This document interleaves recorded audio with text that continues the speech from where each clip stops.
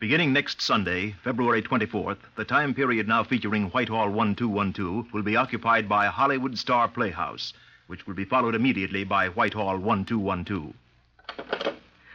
Whitehall 1212.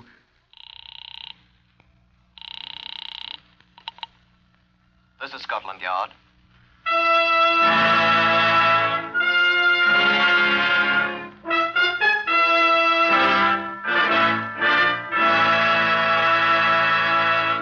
For the first time in history, Scotland Yard opens its official files to bring you the authentic stories of some of its most baffling cases.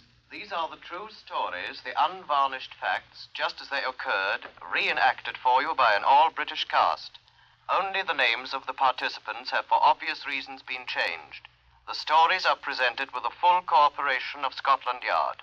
Research on Whitehall 1212 is prepared by Percy Hoskins, chief crime reporter for the London Daily Express. The stories for radio are written and directed by Willis Cooper. Here is the story of Scotland Yard File 133123.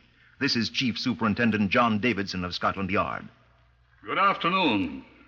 The Black Museum contains articles which have figured to a greater or less degree in several thousands of cases, a great many of them involving the crime of murder. Case number 133123 occurred, believe it or not, a few years before my time here at the Yard, the year 1910, 42 years ago. However, it is still remembered as one of the most unusual cases in the Yard's history, and I think you'll shortly discover why. In fact, despite the disguised names, you yourself may recall the case if you're old enough. I show you now two of the exhibits remaining from this notable case. First,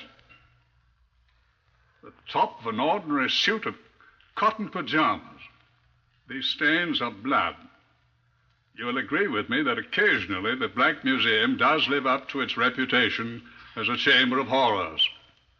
Now, the other is a curiously altered suit of men's clothing of the period. It also figured prominently in case 133123. You'll hear about this case in the words of Inspector James Waters, who led the investigation in the year 1910.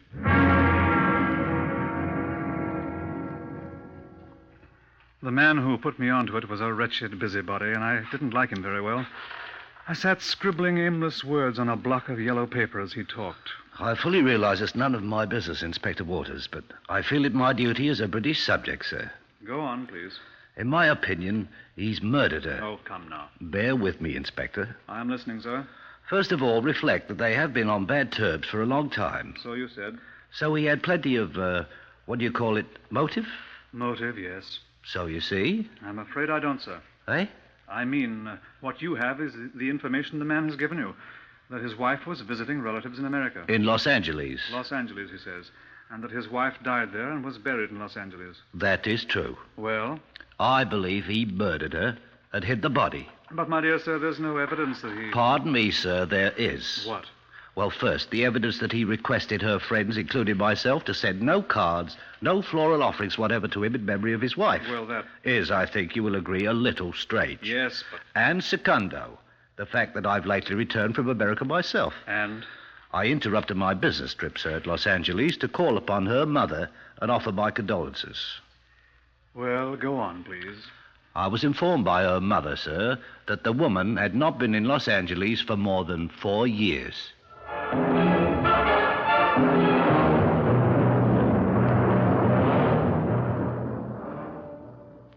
I called on the widower at his house in Camden Town, number 39, Hilldrop Crescent. A battered tin sign bearing his name was tacked onto the door. Dr. Edward Walton Harvey. The door was opened by a remarkably pretty young woman whose name, it appeared, was Miss Elaine LeBaron. She was Dr. Harvey's secretary. She led me up the stairs from the untidy ground floor, apparently used as a combination of lumber room and a strange place for coals. She opened the door, smiled at me, and I entered alone. Good afternoon, my friend. I doubted seriously that I should ever be Dr. Edward Walton Harvey's friend, but I bowed politely. Come in, sir. Sir, that was better. I entered.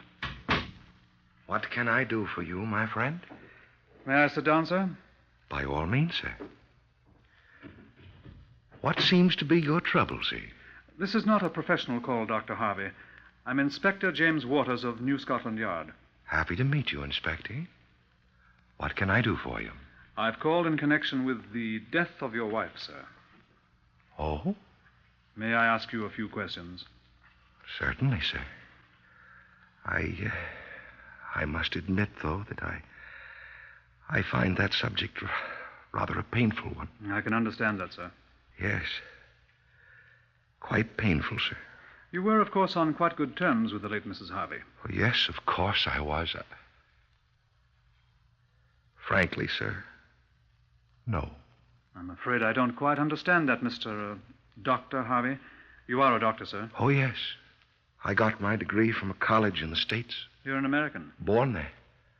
I've lived here for quite a while, though. But let's get back to our muttons, as the French say. I speak French like a native. The last few years have been very difficult ones for me, Inspector. Is that it, Inspector? Yes, Doctor. How have the last few years been difficult, if I may ask?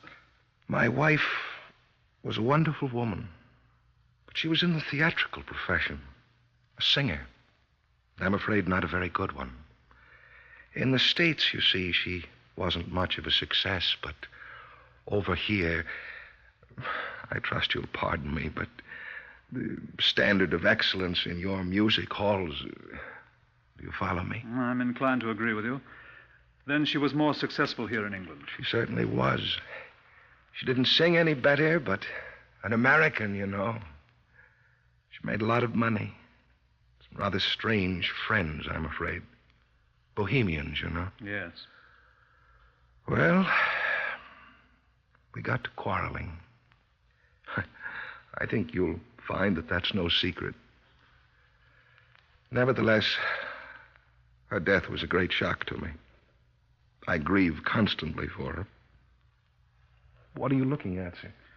I see you still keep your late wife's clothing. Oh, you mean those furs? And the other things. Yes, these were my wife's. Yes, I gave them to Miss LeBaron, my secretary.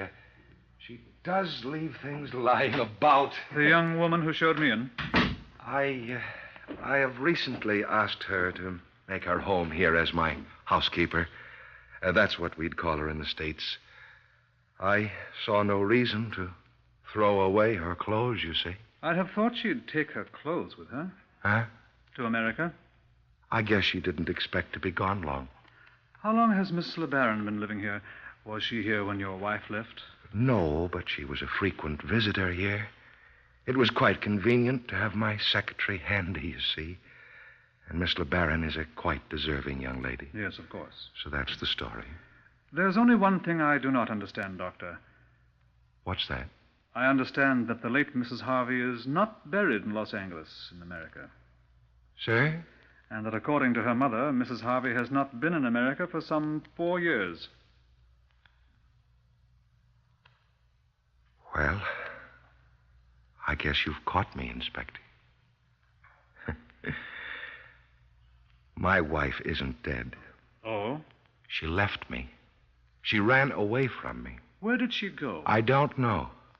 She just piled a few clothes in a bag and walked out. Blacked my eye first. We had a terrible quarrel. Just terrible. She called me the most awful names. And she insulted Miss LeBaron frightfully. It was dreadful. Then she rushed out of here, shouting for a cab to take her to Charing Cross.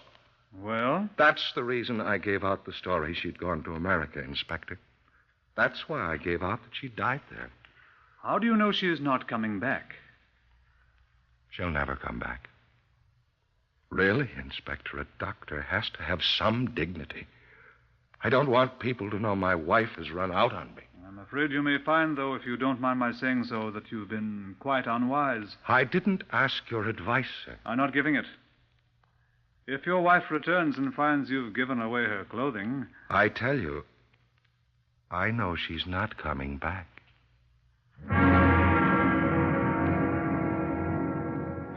The gas jet in my room at Scotland Yard burned late that night.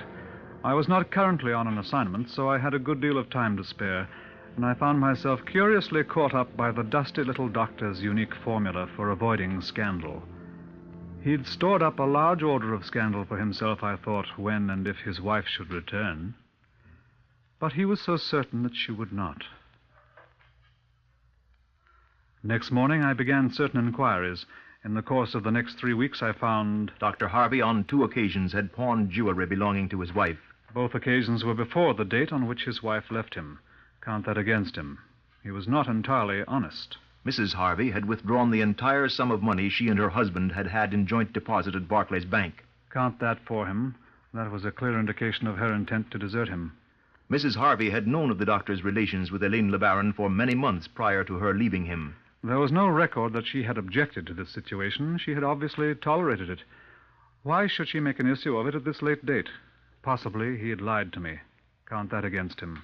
A cable to America to Mrs. Harvey's mother at Los Angeles confirmed the fact that the missing woman had not been seen there.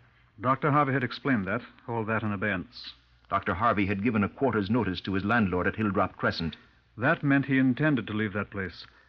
Was that suspicious, or was he merely being prudent against his wife's possible return? But he was so certain that she would not. A month before his wife left him, Dr. Harvey had purchased 5 grains of hyoscine hydrobromide from Lewis and Burroughs' shop in New Oxford Street. Hyoscine hydrobromide, I learned from Henry Bernard, is a drug used in institutions for the mentally ill as a sex depressant. It is also a peculiarly deadly poison, 1 grain being sufficient to cause death. He was so certain that she would not return. I took a 4-wheeler to Camden Town at once. There was no answer when I knocked on the door of number 39, Hilldrap Crescent. Dr. Edward Walton Harvey was gone, and with him Elaine LeBaron.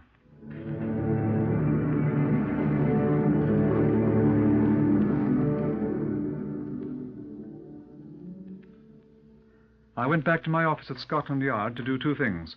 First, I caused notices to be sent to every police station in England, Scotland, Ireland, and Wales with the descriptions of Harvey and Elaine LeBaron, raising the hue and cry from the North Sea to Land's End for them. Second, I obtained the necessary warrants and sent a squad of men to Hilldrap Crescent, armed with pickaxes, shovels, and other equipment, with instructions to search the place most thoroughly. Most thoroughly, I said. I joined them. Men were in the garden, digging. Others were turning over every article of furniture in the rooms and tapping the walls. I stayed in the untidy lumber room, cum coal cellar, on the ground floor. We've got all the coal shoveled away, sir. Let's see. Bring pickaxes and take up that floor. Get cracking. All right. George! The garden was in ruins. Curious bystanders had appeared to give gratuitous advice to the sweating detective constables. I watched anxiously as one worker drove the point of a pickaxe through a water main. The landlord stood by and swore softly to himself. Nothing happened. I wondered if I had not been a trifle precipitate. Still, one can't take chances. Inspector Waters! That came from inside the house. I sprinted back from the garden. What is it, I called? Yes, sir. Found something, sir. Yes, sir. Looks like a bit of a man's shirt, sir. Yes. No. More like a woman's dress. I think this floor's been taken up before, sir. Must have been, else how did that get down there? Tell you what I think it is, sir. I think it's a pajama jacket. See? Broad stripes, gaudy like... Go ahead, dig some more. Carefully now, carefully. Morgan, just run upstairs and see if the chaps up there have run across anything that matches this piece of whatever it is. Yes, sir. This is wrapped around something. Use your hands, not the shovel. Yes, sir. Steady. Yes, sir. Something here, all right, sir. Oh, well, what is it? Oh, what do you want? Oh, did they find something upstairs? Let's have it. Here, let's compare this down there. Here, catch. Got it.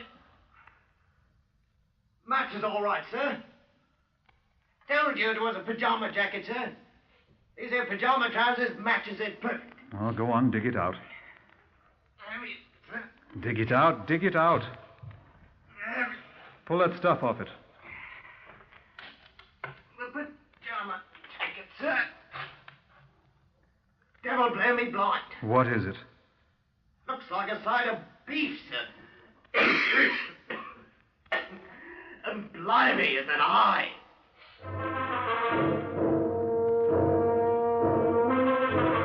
The trunk of what appeared to be a human body, wrapped up in the jacket of what was apparently Harvey's pajamas. It had been efficiently, professionally dissected. It was impossible even to determine whether the body was that of a male or a female. It was removed to the pathological laboratory for examination by Henry Bernard.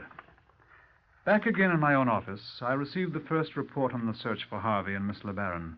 The pressmen had discovered our activities at Hilldrop Crescent, and most of the evening papers carried articles about the missing doctor and his secretary. An excited gentleman with a hoarse voice and a green bowler hat burst into my office. He smacked the desk vigorously with a copy of the Express. I knew it, sir. I knew it. I told him at the theater as soon as ever I saw the newspaper. One day there'll be a murder in that family, I said. Madame Rene was a great artist, sir, and I mourn her. My dear sir, who on earth is Madame Rene? She was the wife of this fiend, sir. The late Mrs. Harvey. Alas, I knew her well. They said you had some information for us, sir. My name is Ponsonby Diggs, sir. D-I-G-G-E-S. The same as the actor Dudley Diggs, although I'm no relation of his. I am a dramatic tenor, sir. I have appeared with Madame Rene at the Metropolitan, Holborn Empire, and many of the other music halls in London, as well as the Hippodrome of Manchester, and in most of the principal cities of the provinces. I am not unknown. The information, sir, if you please. What information, sir? Oh, yes. Oh, yes. I have heard that viper say many and many a time, sir. What viper? The unspeakable Harley. Dr. Harvey. Oh, Harvey, indeed, yes. You are correct. I have heard him say many times that he has always been enamored of the Belgian coast as a holiday place. Oh, very interesting, I'm sure. Well, thank you, Mr. Diggs. At the real point of my visit, sir. Only yesterday morning, perhaps even as you and your men approached Hilldrop Crescent, I saw this fiend. Where? In Victoria Station, sir. Oh, no, but bear with me, I beg you. The boat train for Folkestone leaves from Victoria Station. Folkestone? The port for Antwerp, my dear sir. Information at once was transmitted to the Belgian police. It was a mystery to us how they could have left England, but this was too good a lead to be ignored. Later in the day, information reached us from the police at Folkestone that a man answering to the description of Harvey had been seen by a railway porter, and again by a news vendor who recognized him from his photograph in a newspaper. Elaine LeBaron had not been seen. I visited Henry Bernard, the pathologist, in his laboratory. No, Inspector Waters. I'm still unable to determine the sex of the body you found. The fellow who did it was a very good technician. The merest shell of a body. Looks like a doctor's work. Certainly someone with a considerable knowledge of anatomy. Very workmanlike. No identification, possibly. Well, we shall see. I will say that identification will be most difficult, but I have only just started. Yes. I did discover one thing which I hope will be of help. What's that, sir? I found 2.7 grains of hyoscine hydrobromide in the remains. Message from the Belgian police at Antwerp. Industriously searching city for trace of fugitives, but no results as yet. Have placed special attention to all transatlantic steamships sailing from this port and hope to report progress in course of hours. Rely on us. I hadn't thought of that. Certainly they go further away from Antwerp. Harvey was an American, after all. If he could escape to America, we might never find him. I must stop up that hole. Many ships at sea are already equipped with the wireless telegraph, I remembered, and instanter caused messages to be flashed out to all of them, with special reference to ships sailing from Antwerp, warning them to be on the alert for Harvey and LeBaron. Another message came from Antwerp. Your Dr. Harvey seen and positively identified by former patient of his now living in Antwerp. Girl was not with him. Sending you further details. I spoke with Henry Bernard again. I'm coming along, Waters. Found the evidence of the poison, and I shall identify her for you. Find out for me whether the woman ever had an appendectomy. Oh, what, sir? An appendicitis operation that left a scar on her belly. I found out. She had. I told Bernard, who grunted. Nothing more from Antwerp. Where was the girl, I thought? Had Harvey murdered her, too? Ruefully, I thought we don't even know for certain that he murdered his wife. What we wanted was Harvey. Experience of Captain Horatio Sowerby, RNVR, master of the steamship Claverhouse, Antwerp for Halifax, Nova Scotia. As we moved down the river Scheldt to the sea on the start of our voyage, I stood on the bridge with the pilot. Few passengers were on deck, it being a very dismal day. However, as I glanced down at the bows, I observed two men standing on the main deck of the forepeak. My attention was directed to them by the fact that they seemed to be holding hands. I was astonished to observe that the younger one placed his arm about the other in a most affectionate fashion. I'll have a little talk with those two, I said to myself. They walked back to their cabin, arm in arm, as I watched them, unobserved. Message from the Antwerp police. Unable to discover any trace other than the one reported of fugitives Harvey and Le Baron, cannot find any indication they may have sailed for America.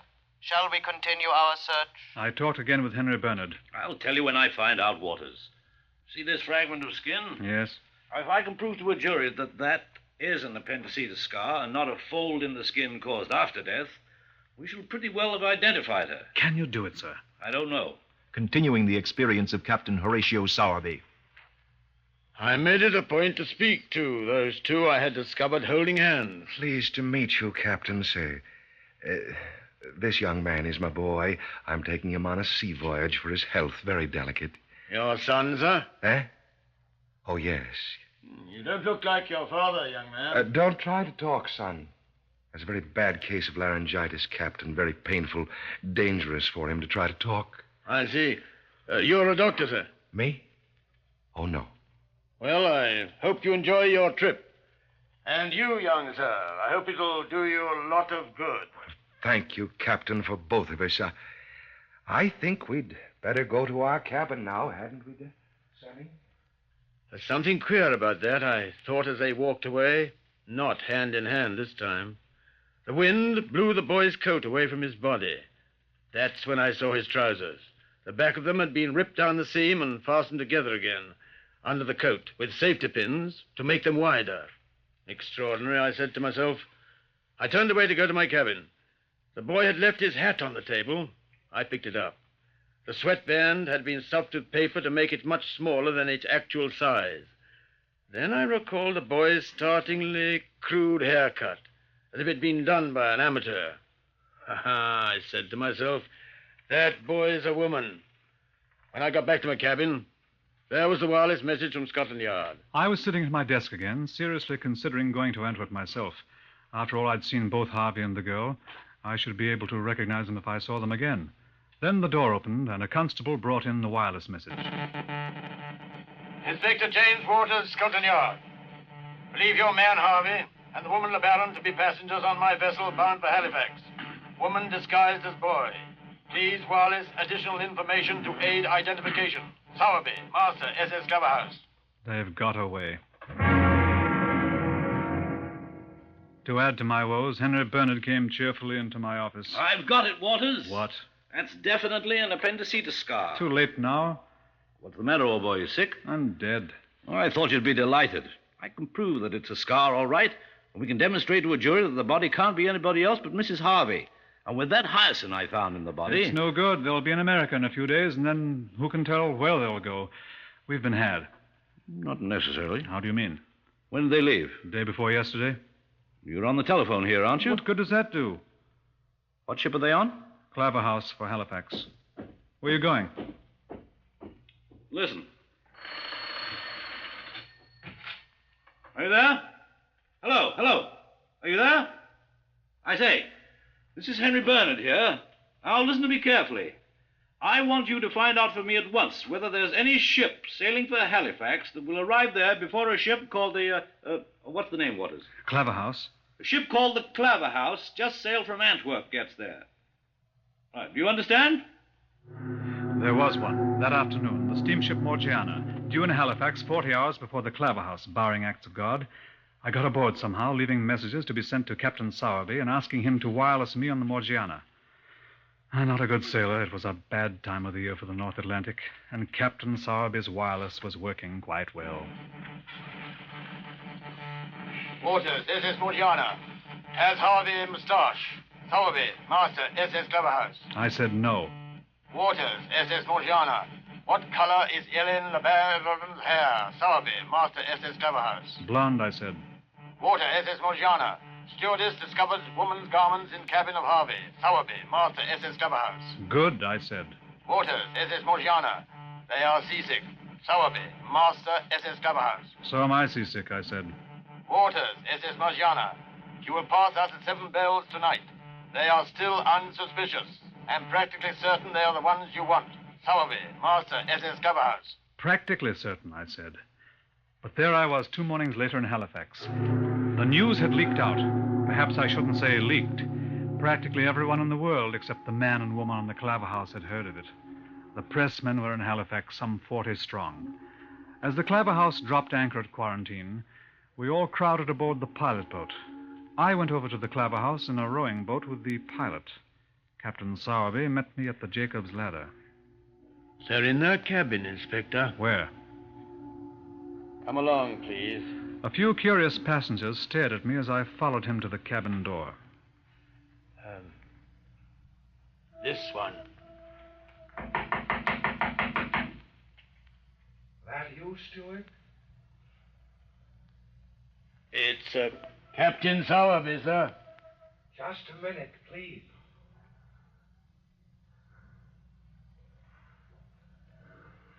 Come in. Well, we made it after all, didn't... Well? That isn't them. I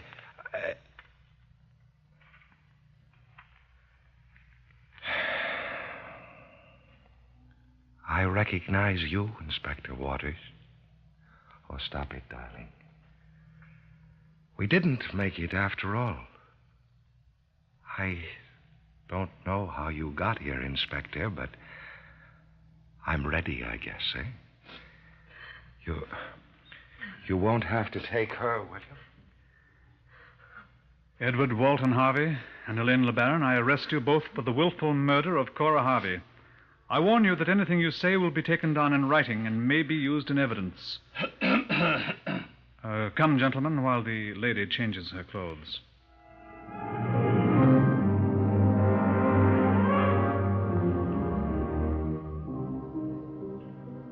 Harvey had grown a heavy mustache and had changed so much in the few days of flight that it was difficult to recognize him, which had given me that awful moment when I first saw them. Elaine LeBaron was never brought to trial, there being scant evidence that she had played any part in the murder other than that of the other woman. Harvey was tried at Old Bailey, and after a bitter battle opposing medical men, which was won by the brilliant testimony of Henry Bernard, he was found guilty and was hanged, a scant 6 months after he had committed the crime.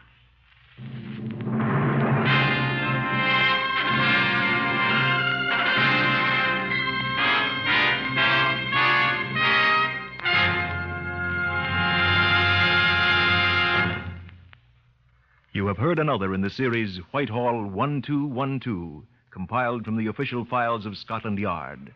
Research on Whitehall 1212 is compiled by Percy Hoskins of the London Daily Express, and the stories for radio are written and directed by Willis Cooper.